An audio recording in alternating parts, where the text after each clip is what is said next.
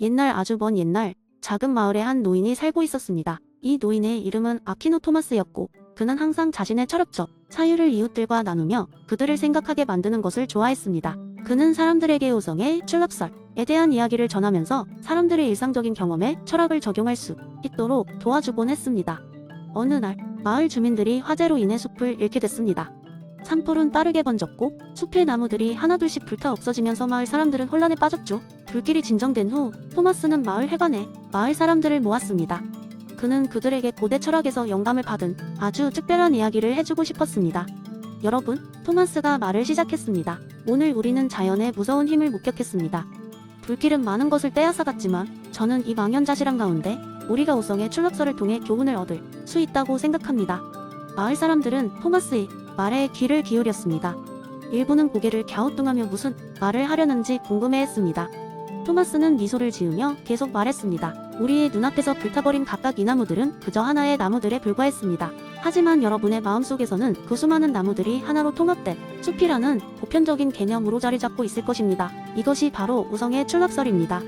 노인은 마을 사람들의 시선을 따뜻하게 감싸며 설명을 이어갔습니다. 능동적 지성은 단순히 나무 하나하나를 보는 것에 그치지 않고 그 나무들이 모여 이루어지는 숲이라는 개념을 우리 마음속에서 추상화합니다. 다시 말해서 우리는 우리의 감각을 통해 얻은 정보를 능동적으로 처리하여 세상에 대한 더 깊은 이해를 얻을 수 있는 것입니다. 토마스는 고개를 끄덕이며 말을 이었습니다. 오늘 우리는 숲을 읽었습니다. 그러나 여러분은 이미 그 숲을 여러분 마음속에 이루어 놓았습니다. 비록 물리적으로 사라졌더라도 당신의 능동적 지성은 그 숲의 개념을 그리고 숲에 담긴 모든 것들을 기억합니다. 그래서 우리는 다시 새로운 숲을 재건할 힘을 얻을 수 있습니다.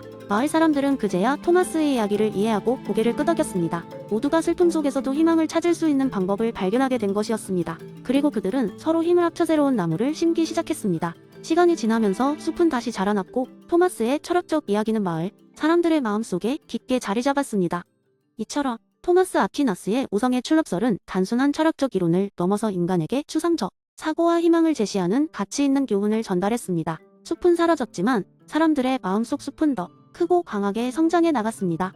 이 이야기는 결국 우리가 단순한 경험을 넘어서는 보편적 이해를 통해 삶을 더 윤택하게 만들 수 있다는 교훈을 남겼습니다. 두 번째 이야기인 날 옛적에 한 마을에 온갖 문제를 잔뜩 안고 사는 사람들이 있었습니다. 이 마을은 서로를 속고 속이며 온갖 갈등과 다툼이 끊이지 않아 사람들은 매일같이 불안에 떨었습니다.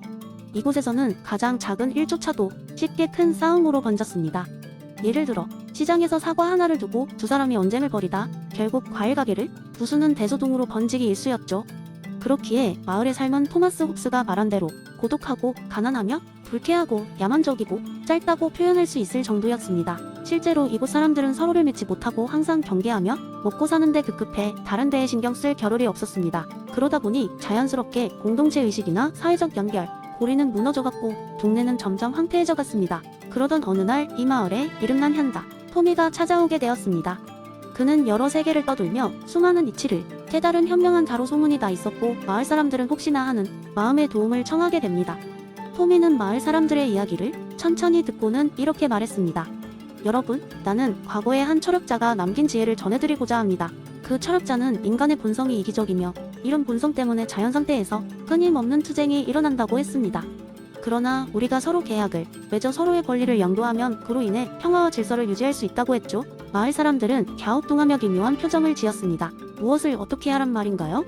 그들이 주저하면서 묻자 토미는 미소를 띠며 자세히 설명해 주었습니다. 여러분이 서로를 믿지 못하는 것은 이해합니다. 하지만 만약 여러분 중 누군가가 절대 권력을 가지고 공정하게 모든 일을 조정한다면 어떨까요? 물론 이 사람이 여러분의 이익을 모두 챙기고 여러분의 안전을 보장해야 합니다. 이런 일은 서로의 동의 없이 불가능하지만 그것이 바로 사회계약의 힘입니다. 그의 말에 감명을 받은 마을 사람들은 함께 모여 토론을 시작했습니다. 그들은 각자가 가진 권리를 조금씩 양보하여 그 대신 권력자가 생길 수 있도록 합의했습니다. 마을 사람들은 가장 믿을 수 있는 이를 지도자로 선출하고 그에게 공동체의 평화와 질서를 책임지도록 했습니다. 이후 마을은 놀라운 변화를 겪기 시작했습니다. 사람들은 예전보다 더 안정적인 삶을 살 수 있게 되었고 사소한 다툼도 줄어들었습니다. 시장에서는 이제 사과 하나를 두고 싸움이 나는 일이 드물어졌고 사람들은 서로를 신뢰하며 협력하는 법을 배우기 시작했습니다. 토미는 떠나기 전 마을 사람들이 만든 이 규칙을 리바이어던의 법이라 부르며 모두에게 축복을 남겼습니다. 그는 시민이 주권자를 신뢰하고 그 권력을 존중하는 한 사회계약은 계속해서 마을의 평화와 번영을 가져올 것이라고 믿었습니다.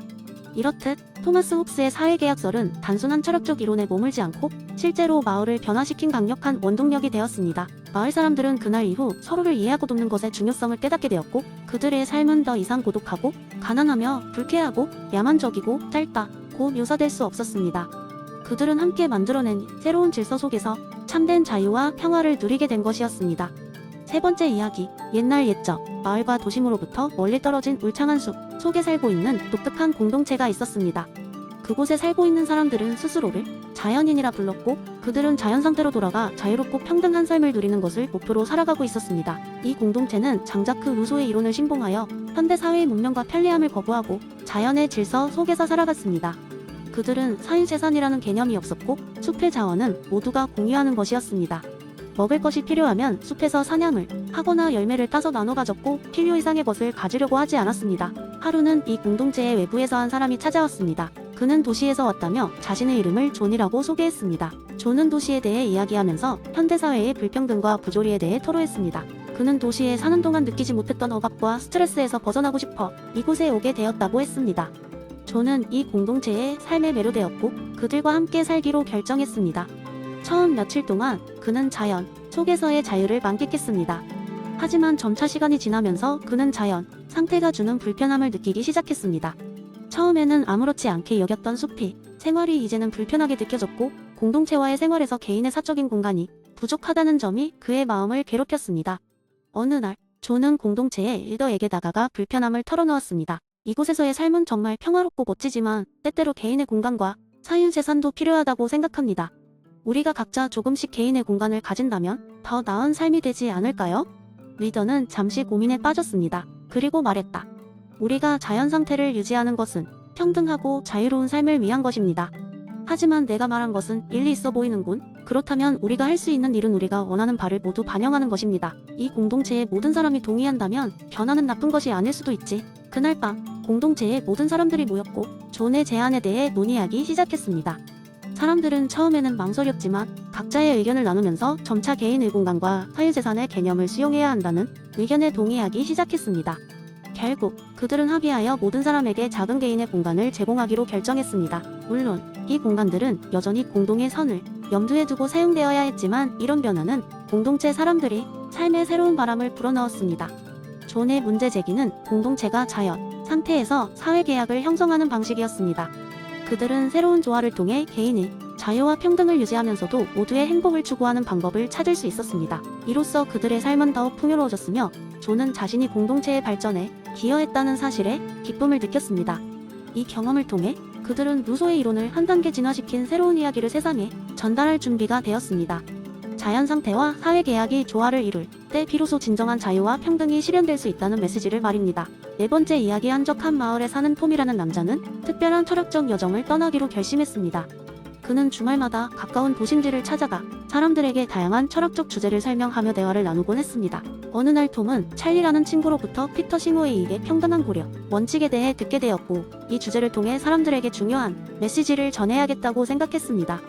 그는 인간과 동물의 이익을 평등하게 고려하는 원칙을 재미있고도 감동적으로 전달하기 위해 기발한 계획을 세웠습니다. 다음 날 톰은 도심의 광장 한복판에 작은 무대를 마련한 뒤 사람들에게 이렇게 외쳤습니다. 여러분 안녕하세요. 오늘 저는 여러분에게 통역사 피그라는 특별한 친구를 소개하고자 합니다. 궁금한 눈초리로 모여든 사람들 앞에 톰은 그의 귀여운 반려동물 돼지 핑키를 데리고 나왔습니다. 핑키에게는 작은 마이크가 장착된 특수 장치가 부착되어 있었습니다. 톰은 첨단 기술을 활용해 핑키의 마음속 생각을 사람의 말로 번역해줄 수 있다고 설명했습니다. 사람들이 눈을 반짝이며 기대하는 가운데 톰은 핑키에게 첫 질문을 했습니다. 핑키, 너의 하루는 어때? 잠시 후 번역 장치는 핑키의 대답을 일그러진 로봇 목소리로 전달했습니다. 꿀꿀. 오늘 풀밭에서 뛰어노는 건 너무 즐거워하지만 내 친구 중 몇몇은 그렇지 못해 슬퍼. 사람들은 살짝 웃음을 터뜨렸습니다. 톰은 모여든 이들에게 말을 이어갔습니다. 우리는 동물의 삶에 무관심할 때가 많습니다. 그들의 기쁨과 슬픔을 기울여 들어보는 건 어떨까요? 그러다 흥미를 느낀 청중 중 한 명이 질문을 던졌습니다. 그렇다면 우리가 할 수 있는 일은 무엇이죠? 잠시 고민하던 톰은 이런 이야기를 들려주었습니다. 얼마 전 한 농장에 갔을 때의 일입니다. 그곳엔 수많은 동물들이 있었어요. 큰 눈망울로 저를 바라보던 젖소루시, 활기차게 이리저리 뛰어다니던 닭울리, 그리고 작고 사랑스러운 핑키까지 그들 모두 저마다의 이야기를 품고 있었죠. 제게 가장 인상 깊었던 건 그들의 눈빛과 표정이었습니다. 그들의 삶도 우리의 삶처럼 고유하고 소중한 것임을 느꼈죠. 사람들은 조금씩 고개를 끄덕이며 그의 이야기에 빠져들었습니다. 톰은 계속해서 말했습니다. 피터 시머의 이익의 평등한 고려, 원칙은 우리의 시야를 넓혀줍니다. 인간의 이익만이 아니라 동물들의 이익도 중요하게 생각하라는 메시지죠. 우리는 그들의 목소리에 귀 기울이고 작은 행동이라도 함께 변화를 이끌어낼 수 있어요. 그날 톰과 핑키의 이야기는 사람들 사이에 큰 반향을 일으켰습니다. 톰은 단순히 동물 윤리에 관한 메시지를 전한 것뿐만 아니라 사람들에게 서로의 다름을 이해하고 존중하는 마음을 심어주었습니다. 그날 이후 도심의 많은 사람들은 톰과 핑키의 이야기를 공유하며 동물 복지에 대한 작은 관심을 실천하기 시작했습니다. 그리고 톰은 주말마다 그의 특별한 철학적 여정을 계속해 나갔습니다.